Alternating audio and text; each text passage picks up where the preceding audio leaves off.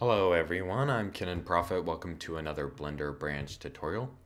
In this tutorial, we are going to do some texture painting, but we're also going to create a trash can first because you need a good model to texture paint.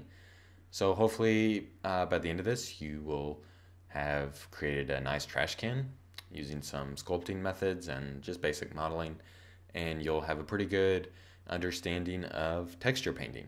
So let's get right into it. I am going to clear the rotation of my camera by pressing Alt R, and I'm just gonna go to top view, move it to the center, scale it by 90 degrees, and I'll go ahead and H to hide that. I'm gonna grab this default lamp, and I'm in Cycles Render, and I'm gonna change it to a sun, use nodes, get a value about 5, pretty big. Just rotate that around to the center, and now I'm gonna press Shift S, put the cursor to center. I'm going to go to orthographic mode, and I'm just going to hide that lamp also. So now I'm going to press Shift A and add in a cylinder, GZ1, and that moves that cylinder up on the grid floor. And I'm just going to grab this top layer of vertices and scale it up, that one Blender unit there. And just taper that out a bit. Perfect. I'm going to press Control R to create some loop cuts. We want them to be just enough so that it's undo that. Just so they're perfect squares, pretty much. And that'll make it easier for subdividing, which we're going to do now. I'm going to add in a subdivision surface. Before we do that, let's delete this face and that bottom face, so top and bottom. We will deal with that later. Add in a subdivision surface, crank it up. Let's go 3 for each. And that's great. Now we need to deal with the lid. So I'm going to press Z for transparency mode, B to box, select that top layer of vertices. I'll press Shift D to duplicate, and then P, separate by selection. So you now have that separate layer of vertices. And if I just press Control A and apply the scale of each of these, and you can see the origin of the trash can is here at the bottom. If I go to Object, Transform, Origin to Geometry, that sets that at the center. So now we want to do the same for the lid, Object, Transform, Origin to Geometry. That just makes it easier for rotating and all that good stuff. So let's just do some simple quick modeling for this lid here. I'm going to scale it out a tad, bring it down, press E to extrude that up. And I'm going to press E to extrude again, scale in ever so slightly, and up. And then E to extrude all the way in almost, create a small little circle there. And then E to extrude just a little, E to extrude again. Then I'll press E extrude, taper in slightly, and F to fill. That just creates that smooth surface there. So we have our lid. I might select this bottom layer of vertices by pressing Option and right-clicking, dragging down a tad, maybe E extrude again, and then scale in ever so slightly just to create sort of that metal lip. Nice. So now with it, I'm going to select this face right here. Press Shift S, cursor to selected. That puts our cursor the dead center of that. And now that allows me to just press Shift A and add in a cube. Scale that massive bad boy way down. I went to top view, and I'm just going to scale this cube along the x-axis and scale it in a tiny bit. Just model a simple handle really quickly here. So I'm going to go to edit mode, Control R, add 2 loop cuts all the way to the end there, and just select these bottom, if I can see them. Nope, those bottom faces. E to extrude down into the trash can lid. Perfect. Nothing fancy, just your basic trash can lid. Okay, and this is just sort of the tin can lid that any sort of tin can trash can would have. All right, now every trash can needs a good layer of ridges. I'm going to hide this lid. I'm just going to press H, hide these 2 things for now. So to create those perfect ridges, I'm going to use a displacement map. So add modifier and select displace. And I'm just going to create new and select this button to the right here and open an image. So this is just an image I created in Photoshop. You could create it in 5 seconds in GIMP or Photoshop. Basically, it's just a bunch of vertical black and white stripes. So when we load that in, you can see the effect it has is absolutely bonkers. And that's because we need to UV unwrap this cylinder. So I'll just go to edit mode, press A, U, and if we just choose cylinder projection, that'll work perfectly. But you can see that didn't do anything. So we have to go back to this modifier panel and change the texture coordinates right here from local to UV, and boom, it used our cylinder projection. Yeah, I did it wrong the first time, I guess. This is what you should have. All these edges jutting out perfectly. Basically what they're doing, they're taking, I think it's the black stripe, and pushing it out. And yeah, I tried to figure out the best way to model all of that, and finally just realized displacement map is so much easier. So that's what we used. Okay, I'm just going to change the mid-level to 0 and the strength to 0 for now. And actually not 0. We're going to use a negative value to invert those stripes. So I'm going to go negative 0.03. And that's kind of perfect for how much you want. At least I like that. And except that I want some more ridges. So most metal trash cans have a great deal more ridges. So we can change that by selecting this button right here. And underneath image mapping, just increase the repeat. So if I just go 2 for both of those, you can see, boom, we have more. Yay. And it looks great. Looks like a trash can, at least starting to, if you use your imagination. Let's go back to this, and I think everything's good there for now. So, yep, that's great. Now we want to add in just some more texture using a bit of sculpting. So I'm going to go to Sculpt, and you probably know this, but most of the brushes, they will puff up. So if I select this blob brush, it puffs up, but if we hold down Control, it does the inverse of that. So it leaves a dent. And that's great for trash cans because probably every metal trash can in an alley has a great big dent in the side of it where someone kicked it. Because people like kicking trash cans. At least I think. I've never kicked one. I'm going to uncheck symmetry because currently it was locked on there. And I'm holding down Control and just putting a pretty big kick into the side of this. Making it look like someone just decided to one day, maybe their coffee burnt them as they spilled it on their way into the building, and so they kicked the trash can before throwing the cup in. I don't know. That's my story. Sticking to it. Okay. Nice. I'll just go through, decrease the size of this brush, and just add some random indents or just a little bit of blobs. You just want this can to look like it's been out in the rain, out in the weather. I'm going to use the clay brush now. Sort of clay up this dent. Yeah, you want to make it look like it's just been in the elements, rusting and getting beaten up by passerbyers, collecting everyone's trash. I don't know. Every trash can has a story. I could be a trash can commercial salesman. No, it's a terrible job. I'd rather do Blender. Okay. You can obviously go overboard, or you can, make it look like a brand new trash can. It is all up to you. I think that's a fair amount, so I'm going to leave it at that. And call it good for the sculpting. Easy. Okay, now comes the fun part maybe that you watched this tutorial for, and that is the texturing. So I'm going to go to object mode, and let's see, we've unwrapped. So I'm going to show you what texture painting does. Basically, if I split this window, change it to UV image, basically you have to UV unwrap an object in order for it to work.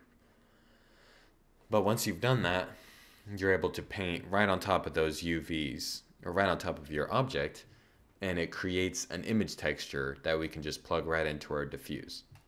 So I'll explain what I mean. If I just go straight to texture paint, you can see it automatically loaded in the UVs from our cylinder right there. So you'll notice up here at the top, it says add paint slot. And you can just use color or emit or any of these, but we want to use alpha because what that does, it puts everything we paint onto an alpha channel. I'm going to just select this nice gray color right here. And the alpha channel will enable us to create a bump map and some other things later on, which is very useful. Whoops. So now you have, if you select this, you have different brushes, and you can load more in if you would like, but we're just going to use these default ones. So they're actually really fun to play around with. And I know this is more of just a basics on texture painting, but yeah, if you ever have time, it's really fun to play around with the texture of the brush, the stroke of the brush, curve, all of that. I think I'm going to use this curve right here. And yeah, if you just select a color, we're using the text draw brush. I'm going to select a dark red. And basically, we're going to just paint right onto this. If I just do that and tab out, tab back in, you can see it added that to our UVs over here on the right-hand side. But it repeated because our UVs aren't fitted into this square. So I'm going to undo that and scale down these UVs so they fit. Perfect. So now we add, there you see, added that stroke. So what this does now, if we change this to the node editor, it created an image texture. And if we just plug that into the diffuse, and if I press Shift Z, you can see we don't have, we just have an alpha channel, so we don't have any base color. We just have that stripe immediately applied to our trash can. And that's really, really cool. I want a little bit more light, so I'm going to increase the value of my sun and actually make it bigger or smaller. A little bit smaller. And let's add some ambient occlusion. Let's go a little less. I need to reposition my sun. Where is, oh, it's hidden. That's why it's not showing up. So Alt-H, unhide that. Now it's probably going to be way too bright. Yep. It is. I'm going to go back to my sun. Maybe a 5 or so. That's good. Okay. So there you have our lovely little stripe there that we don't need.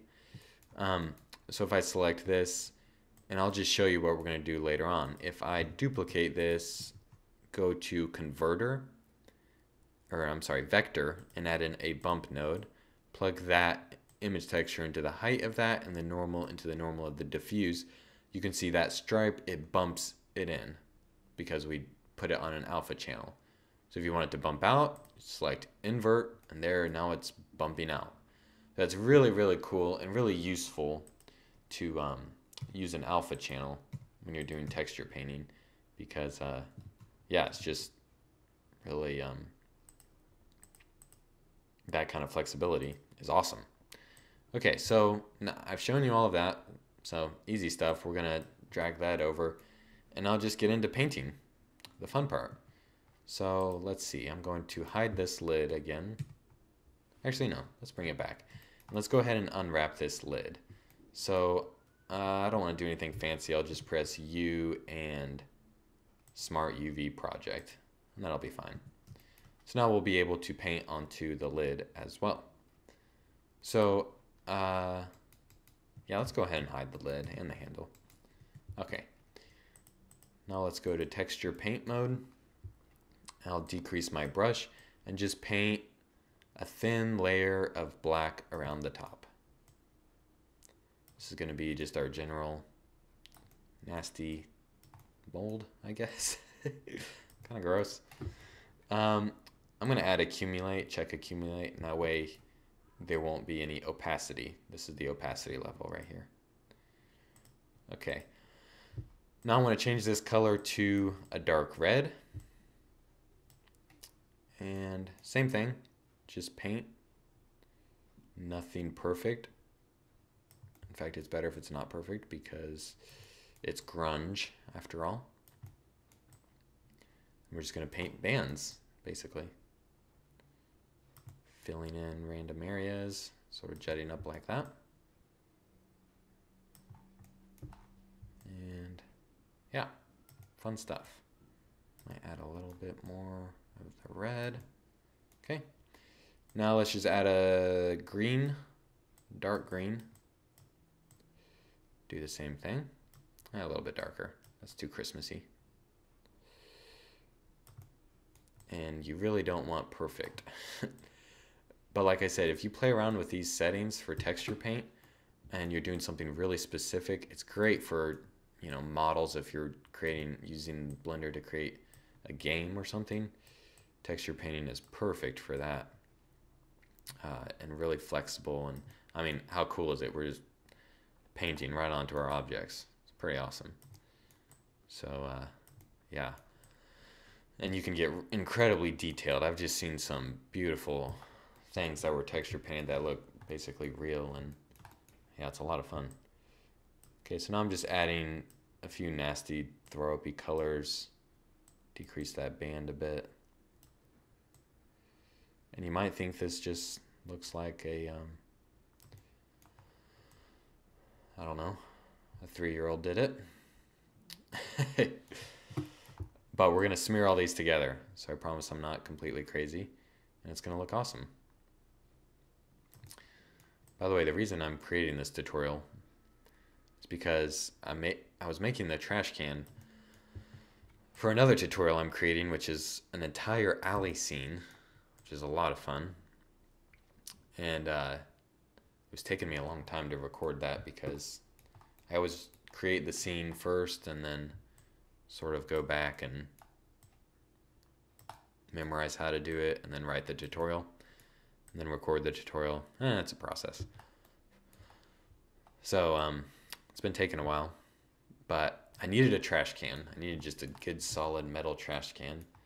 So it took me forever. I'm just going to switch to a smear brush, increase the size of this. And we're just going to smear down. And underneath stroke, I'm going to increase this to 5%, so there's not quite as much strobing going on. Anyhow, yeah, I just couldn't make the perfect trash can. It was taking me forever. So I finally used the method I'm using right now and got an awesome result. So I was like, you know, haven't done a tutorial in a while, better just go ahead and do a trash can tutorial. So it seems a little random, but yeah, that's the story behind it. So hopefully you can just see the effect we're having when we smear these colors together.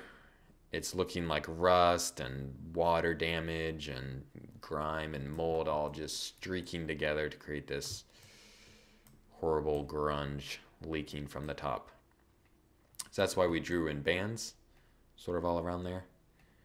Because I like the idea of these layers, the sort of black mold at the top, and then the rust, and then maybe if there was trash, soda or something leaking out, it's where you get the green over time. I don't know, use your imagination. Maybe some of this dark is coffee. Maybe it's not mold. Maybe that's what it is, coffee. Someone had a really bad cup of coffee, so they threw it out. Wasn't me. I never throw coffee out. Actually, that's not true. If it's bad, I do throw it out. I'm kind of a coffee nerd. I like my good coffee. Good coffee. Okay, so you can see our rust colors coming through nicely. So fun. Just painted it right on there. Hopefully it's fun for you. Do you think this is fun? I really hope someone out there does this tutorial, and I love seeing results of tutorials. So if you make a cool trash can, or if you create anything useful from this tutorial, I would love to see it. Because, yeah, I just would. So you can email me, and email me the image. Or you can, I have a Facebook page a lot of people don't know about. Yeah, Blender Branch, it's my Facebook page. So you could email me through my website, blenderbranch.com, or you could go to my Facebook page, share it with the Facebook world. And yeah, share that Facebook page. I probably don't get on there often enough. I don't get on Facebook very much. So a lot of people don't know it exists, but it does. Or share it on Twitter. I'm on Twitter. I don't know why I'm doing all these social plugs. I'm trying to fill the time with something other than just silence. Okay, this is looking nice. Very nice. Those nice leaking colors. Looking nasty. And you want them random, obviously. If I press Shift Z, yeah, look at that. That looks great. And horrible all at the same time. Okay, now we need to do the same thing at the bottom, but a little bit less, I think. So it won't take as long. I'm just going to do a dark strip along the bottom here. Very random.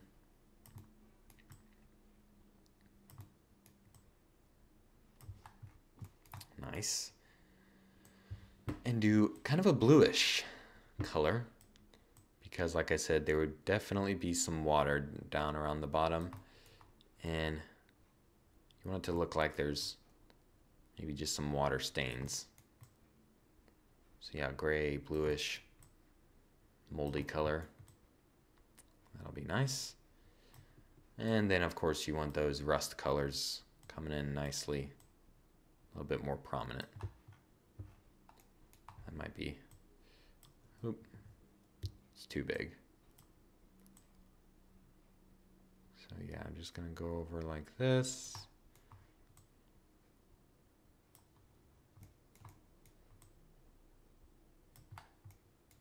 Yeah, well, I need to fix that. That was way too big here at the, we were zoomed out too far. Sorry about that. Adding in this throw-up-y color. That'll really be all we do on the bottom. We'll just need to smear them together. Okay, let's go back to the smear brush and smear up, up and down, up and down. Let's see, I'll increase the size a bit.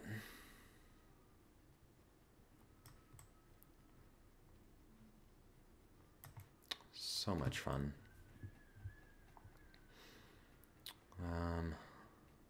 I don't know if you can hear wind. It is howling wind right now outside of my apartment. And it's because we're getting a winter storm. And I'm in Texas. USA. Texas. Texas is generally, you know, hot. Especially around this time of year, we start thinking about spring. And I know it's March, but yeah, this is when I start thinking about spring, and summer's coming up, and yeah, we're getting winter weather. It's supposed to sleet and snow and all kinds of nasty stuff. So it's literally, it was 50 degrees out today, and I can literally hear the wind blowing in the 20-degree weather that's supposed to be coming. And I'm not too excited about it, but it's coming. Like it or not, so.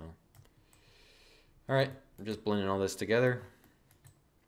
Just general rust and leaking sort of texture. Nice. Very, very nice.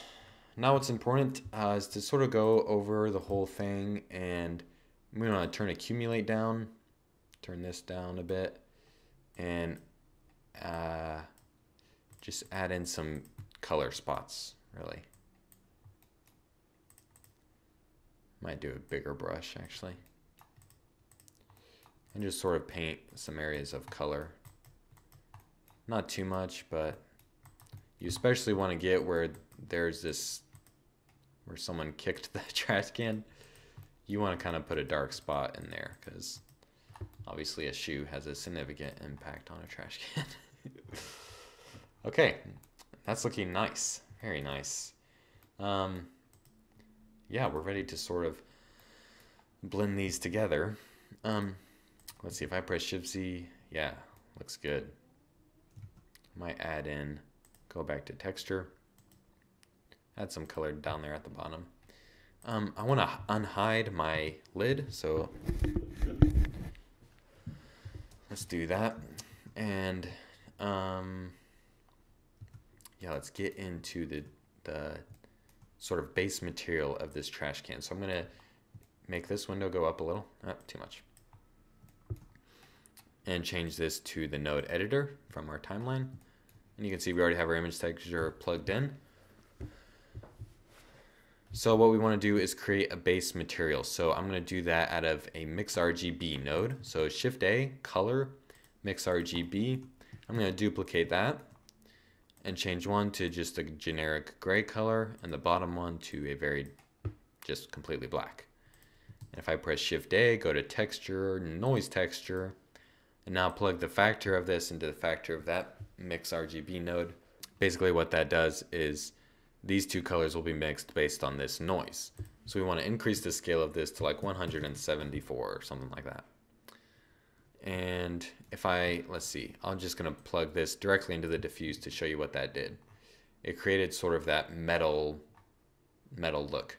I don't know what else to call it. So we're going to mix that over top of, or actually underneath. So put our texture paint node over top of that. And there you can see it's really starting to come together. Those leaking are now blended with the metal. And it looks like it's been there a while. That looks really awesome. So if very quickly we've just created a pretty cool texture. So obviously this mix node all the way up is just the metal, all the way down is just the color. So 0.4 maybe might do the trick. 0.5 is great. Very nice. Okay. Now obviously we want that bump map. So I'm going to duplicate this. You could use the same one, but I just like duplicating it. I'm going to press Shift A, go down to Vector, add in a bump node, plug the color into the height, and the height into the normal value of that diffuse node. And it might be very subtle, but if you look closely,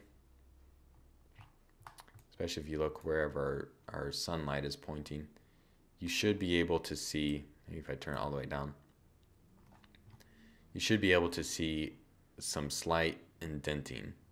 Turn that strength up. See, I'll unplug it, plug it back in. It might be indented, so if we select invert, that might poof it out. Yeah, it's very subtle, but it is there. If I go just to texture, you can see, let's see if we invert it. Yeah, it's indented when it's, let's see. Yeah, it's going in, so if we invert it, it'll be sticking out. That's what we want. Now, it's very subtle, but it is there. So, let's see. So it will have the effect of some bumpiness. And I think that's further emphasized if we smooth our object. So I'm going to hit smooth shading. And yeah, that'll come out even a little bit more, that bump map. Okay, that's looking fantastic. So obviously we need a glossy node. So I'm going to press Shift A, go to shader, mix shader, and then glossy. Plug that in. And we want the factor of this to be determined by what direction it is facing. So if I press Shift A, and let's see, I don't know where the Fresnel node is. I'm going to search for it. Fresnel. No, it's not Fresnel. I don't want Fresnel. I want, what is it I want? Layer weight node. I'm sorry. Layer weight node. Okay. And we'll drop that in and put the Fresnel into the factor. And now sort of wherever the light is facing, that's where our reflections are going to be. It's just a realistic way to determine the glossiness. So yeah, you turn the roughness. I want there to be some roughness. Okay, that's great. We have that set up. We have some glossiness on our trash can there. And you can decrease, all the way down is really shiny and no glossiness. All the way up is a whole lot of glossiness. So maybe 0.2. That might be good. 0.3. Give or take. Okay. Nice. Very nice. Now, kind of the final thing we want to do is add, let's take our noise texture, the factor of that. I'm just going to duplicate this noise texture. And I'm going to plug the factor into the displace. You can see that created all these little metal bumps. I'm going to increase the factor of this to maybe 300, something pretty high. And if I press Shift A and go down to Converter and drop in a math node, change it to Multiply, that allows me to change the value of those. So if I go, yeah, 0.1 is pretty good actually. I think that's kind of spot on. Then that gives that metal sort of a bumpy look. And that really sells the fact that this is just an old metal beat up trash can. And that's very nice. Okay, now obviously our lid needs a material. So I also want this to sort of look more metal-ish. So I'm going to add some geometry to this.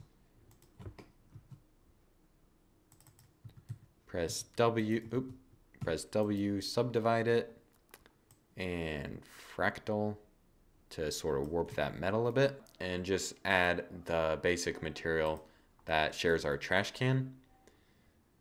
And let's see, let's just from there, if we just press Shift Z, that's going to have some of the texture paint from our trash can just sort of mapped onto there.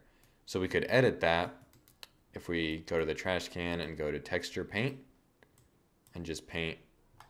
But what would be better, I think, is just to delete it from the lid. So if we take the lid, object mode, we take this lid plus the material and just delete those texture paint materials, then we just have our metal lid. And now if I just, because we have a separate material, we can adjust the Fresnel of it. So if I go all the way up and on the blend, and then just turn this roughness up. Actually, I'm just going to delete that layer weight node and just make it so there's less glossiness. Something about right in there. And since it's just a gray color, we want it to be sort of darker gray, just to match really the integrity of the spills. The lid isn't going to have as much grunge because the lids are taken off. And a lot of times they're not even there during the day. They're put on during the night. So trash can lids are always a little bit cleaner. But yeah, there you go. That's it. There's a trash can, and that didn't take too long. You can see we have some nice bumpy metalness. Yeah, metal coming through. Two separate materials. I still not too happy about this lid. The glossiness is a little weird. And I just turned down the color of it. And yeah, that looks a lot better. That's too dark. Maybe this color needs to be adjusted. Yeah, there you go. Okay, very nice. That didn't take too long. I'm gonna adjust these colors a bit, turn that up. Maybe make a little more come through. Nice. Alrighty, so let's give ourselves some space here. Change to a timeline. I'll press Shift Z and prepare this for a render. Position my camera. I don't want a very wide lens because I don't want there to be warping, so I'm going to change this to a 50 millimeter and scale out.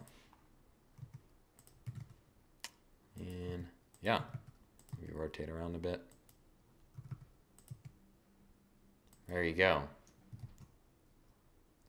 Let's find where this poor trash can just took a beating over here on this side. Oh, not delete. Yeah, there we go. Let's give that a render. I'm going to increase the samplings. Let's go 300 or 200. That's fine. Performance, let's go 256 by 256. And just going to hit render. Alrighty.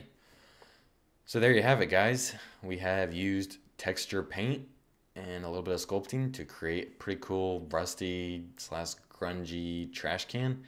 Obviously, there's an infinite amount of detail you can add to this thing to really spruce it up, make it look like it's just really been through been through the cleaners or the non-cleaners. And yeah, that's texture paint in a nutshell. A lot of fun. Hopefully you were able to learn something and create some awesome stuff. So I will talk to you in the next tutorial. Thank you for watching.